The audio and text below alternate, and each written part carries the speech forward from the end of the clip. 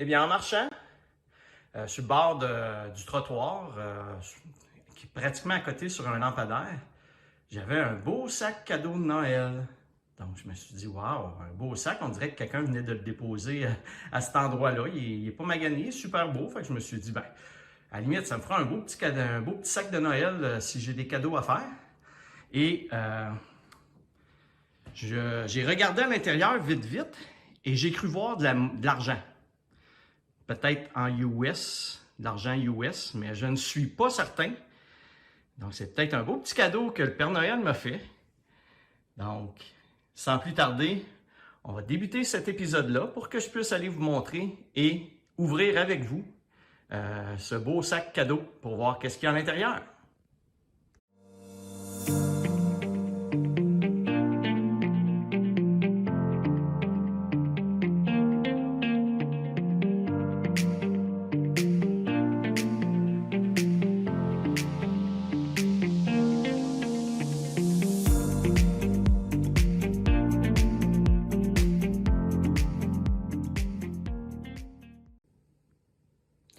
Donc, nous voilà maintenant prêts à regarder dans ce beau sac cadeau.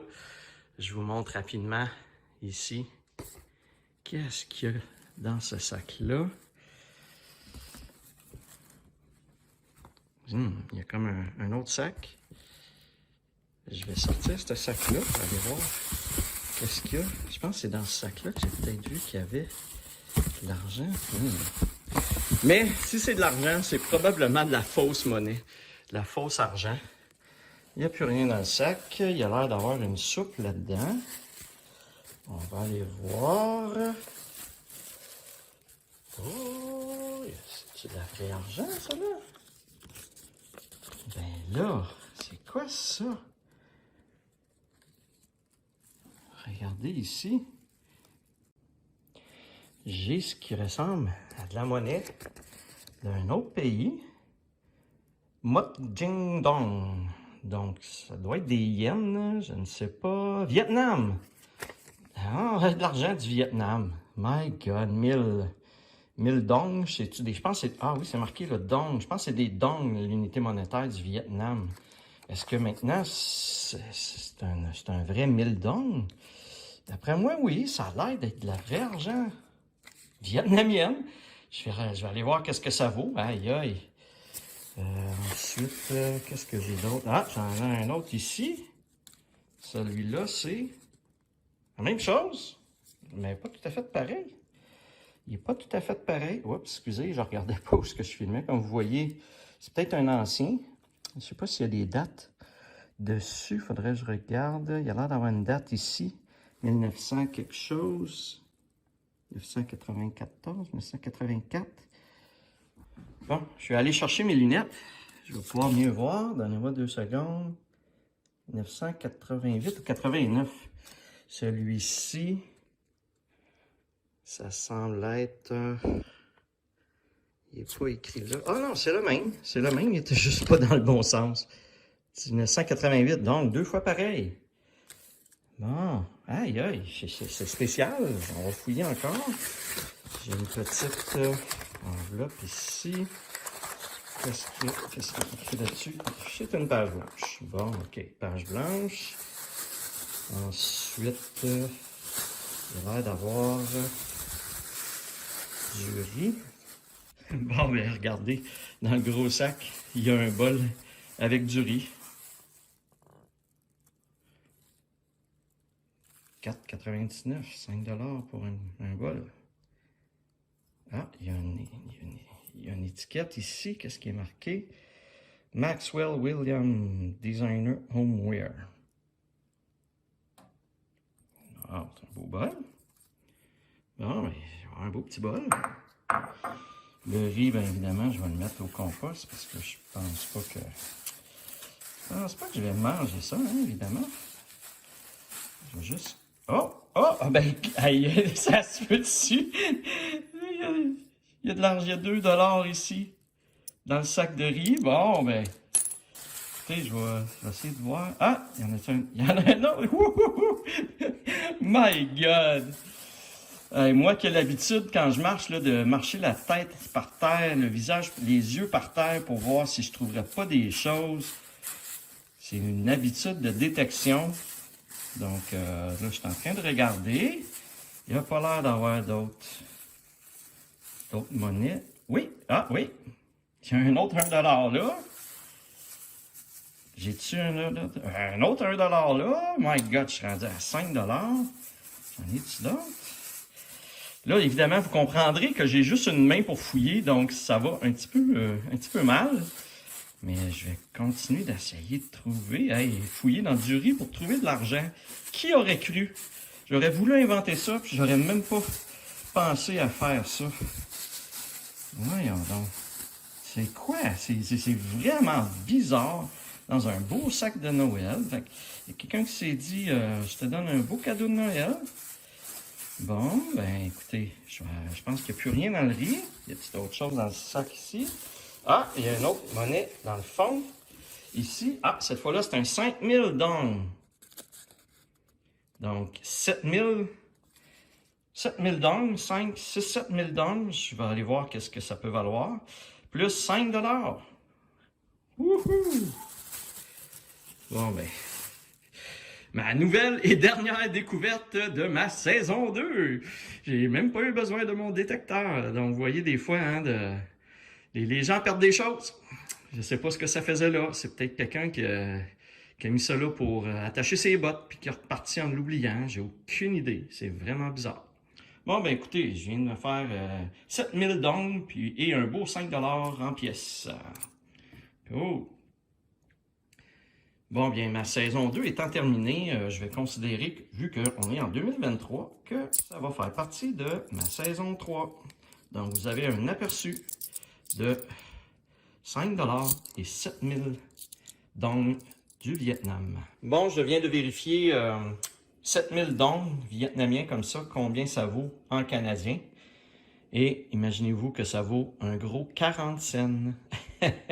Donc, le taux est pas très haut, mettons. Donc, c'est 40 sous en vietnamien que je viens de trouver avec le 5$ en pièces de 1$. Bon, ben écoutez, je pensais pas aux première section avec une nouvelle découverte comme ça. Donc, c'est vraiment cool, je suis content. Donc, on démarre sur les différentes statistiques de ma saison 2. Bon, bien, mesdames et messieurs, 2 jours plus tard, imaginez, je prenais encore une fois ma marche et j'ai trouvé une autre petite trouvaille intéressante que je vous montre à l'instant. Eh oui, croyez-le ou non, j'ai trouvé un beau bracelet, un beau petit bracelet ici en argent 925 d'Italie. Il est vraiment beau. Il était dans la rue, pratiquement au milieu de la rue, bien proche, plus genre quelqu'un qui s'est stationné sur le bord du trottoir puis qu'en sortant de la voiture, ça l'a tombé. Donc, un beau bracelet en argent pur. Cool, d'Italie en plus. Il n'est pas très pesant, donc juste pour la valeur de l'argent, ça vaut pas beaucoup. Ça vaut pas grand-chose, mais c'est quand même un très, très beau bijou. Ah bien, une autre petite trouvaille, je trouve, ça n'arrête pas. Bonjour mesdames et messieurs et bienvenue dans ce nouvel épisode de Trésor âgé, le dernier épisode de ma saison. Et oui, je termine ma deuxième saison avec cet épisode de statistiques. Comme vous avez pu voir dans l'introduction, je ne trouve pas des objets seulement qu'avec mon détecteur. J'en trouve également en prenant des marches et en regardant un petit peu partout par terre.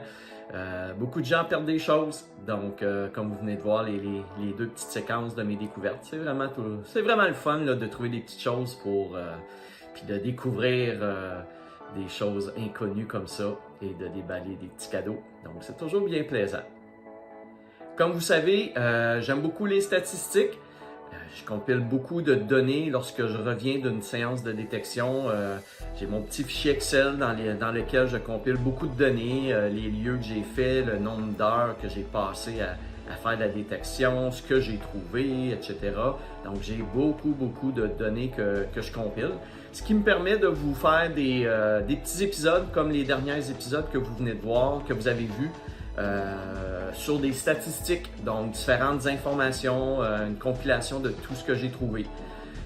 C'est vraiment intéressant avec ma voiture également. Vous savez que j'ai une Tesla et Tesla comptabilise beaucoup de données sur la voiture. Donc avec une petite application sur le web connectée à ma Tesla, je suis en mesure de savoir le temps que je passe dans ma voiture et le temps que ma voiture est stationnée.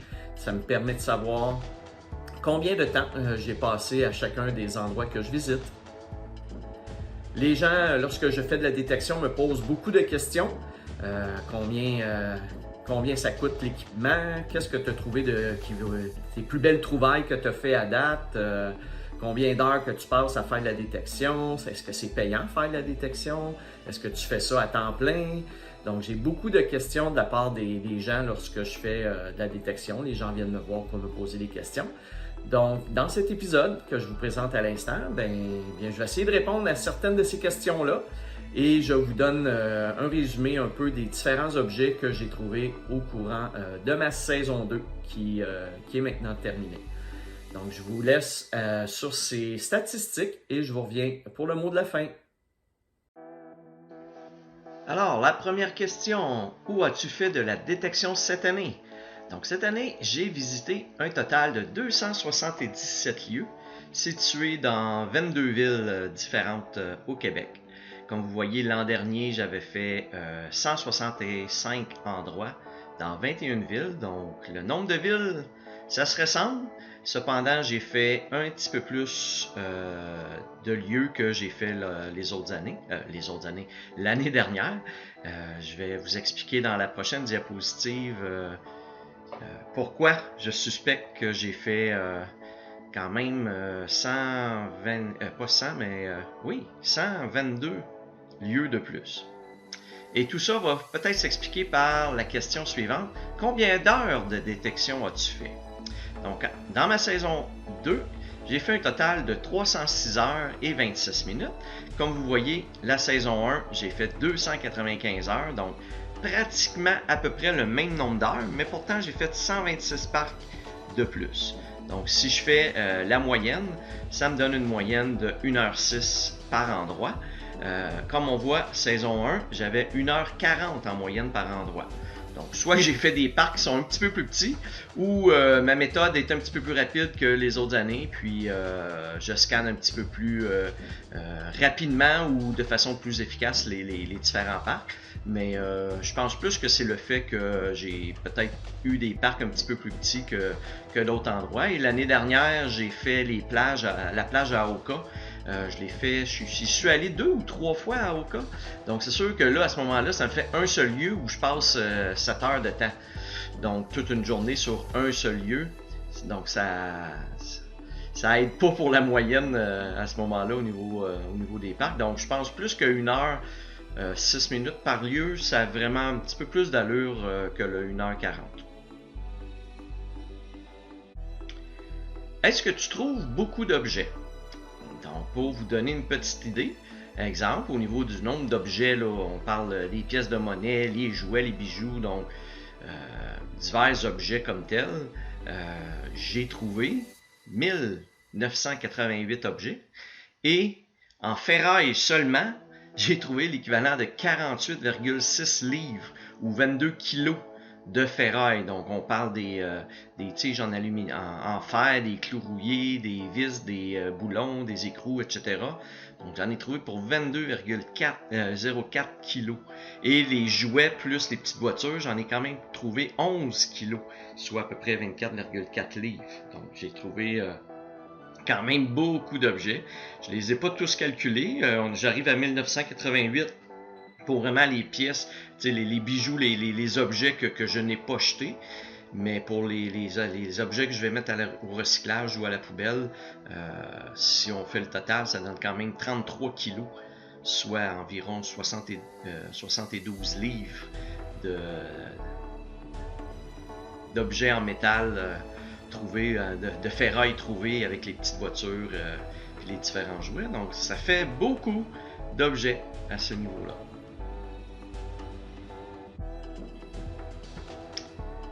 Maintenant, la question que les gens aiment beaucoup et me posent souvent, combien as-tu récolté en argent, en dollars? Donc, on va faire ensemble le tour de tout ce que j'ai pu revendre dans cette deuxième saison. On va commencer avec l'argent. Donc, en pièces de monnaie, bon, vous l'avez vu dans les autres épisodes aussi, j'ai trouvé au total 1630 pièces de monnaie pour un montant de 409,70.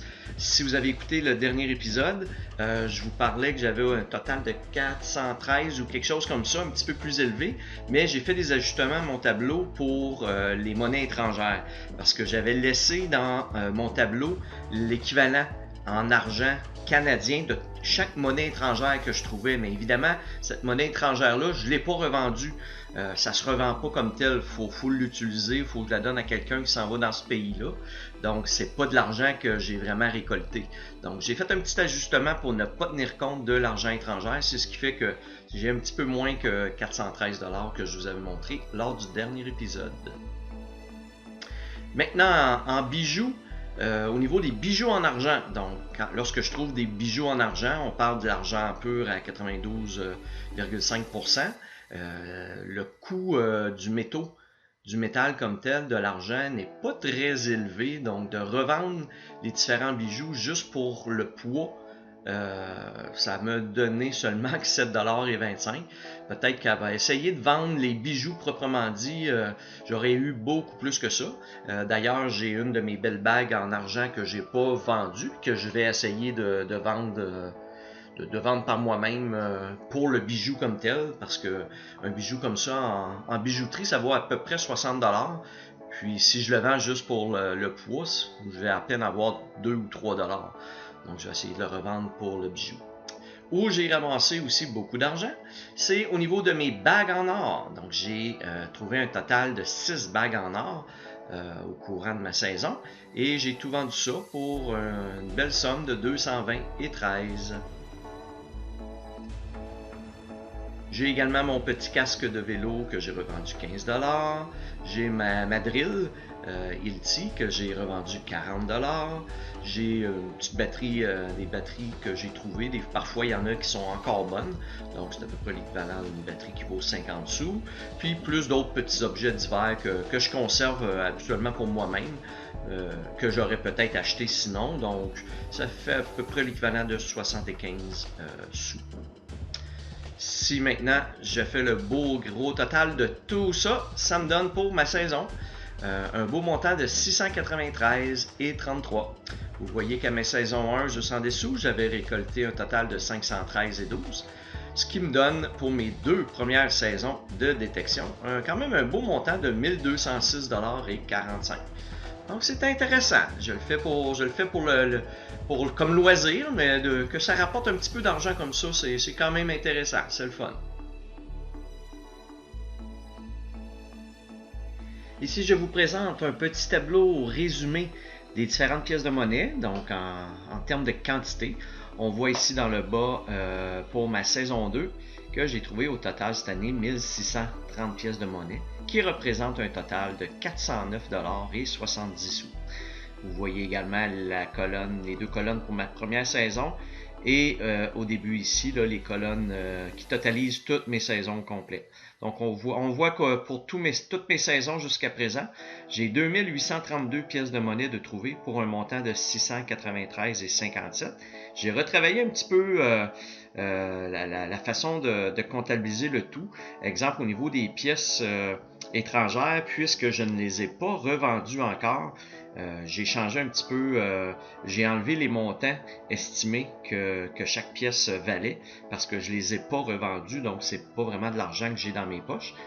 Donc j'ai pour ça que vous voyez ici qu'il n'y a pas de montant là, pour le total en dollars pour les pièces étrangères.